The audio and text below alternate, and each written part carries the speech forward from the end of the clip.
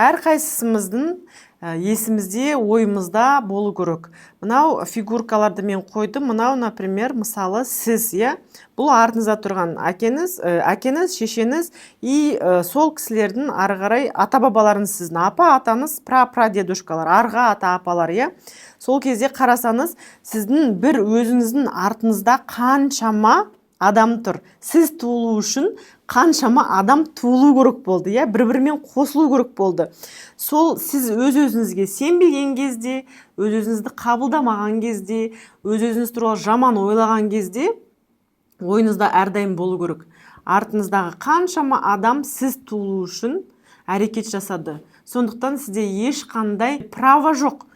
Өз-өзіңізді олай жаман ойлап, өз-өзіңіздің жолыңызды жабуға, себебі сіз туылу үшін артыңызда қаншама адам әрекет жасады. Егерде сіздің ойыңызда әрдайым сол, мына мен айтқан мысал болса, артыңызда қаншама ата-баба сіз үшін әрекет етті деген. Сонда сіздің әр жасаған ісіңіздің нәтижесі болады.